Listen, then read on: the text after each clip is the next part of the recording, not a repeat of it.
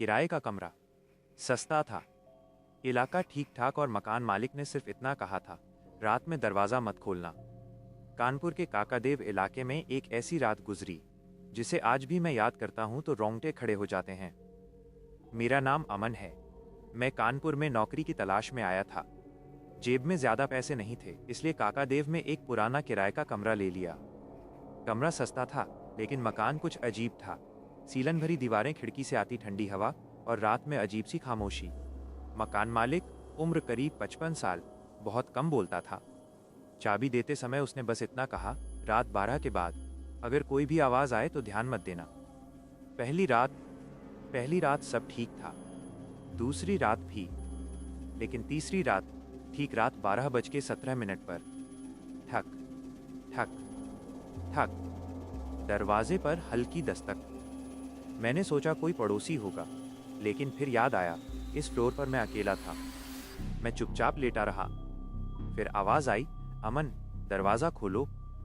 मेरा नाम उसे कैसे पता?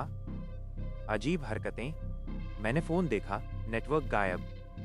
कमरे की लाइट अपने आप फ्लिकर करने लगी। खिड़की से देखा तो बरामदे में गीले पैरों के निशान थे, लेकिन बारिश नहीं हुई थी। फिर बाथरूम से किसी के रोने की आवाज, धीमी, टूटी हुई। मुझे बाहर जाना है। डरावनी सच्चाई। हिम्मत करके मैंने दरवाजे के नीचे से झांका। वहां कोई खड़ा था, सफेद साड़ी, बाल सामने लटके हुए और पैर जमीन से थोड़े ऊपर। उसकी आवाज, तुम मेरा कमरा लेकर आए हो। अचानक मकान मालिक की आवाज आई, बेटा, आंखें बंद कर लो। राज का खुलासा। सुबह होते ही मकान मालिक ने बताया, 10 साल पहले उसी कमरे में एक लड़की ने आत्महत्या की थी। किराएदारों ने उसकी चीखें सुनी थीं, लेकिन किसी ने दरवाजा नहीं खोला। आज भी वो हर नए किराएदार को आवाज देती है। जो पलट कर देख ले, वो अगली सुबह कमरे में नहीं मिलता।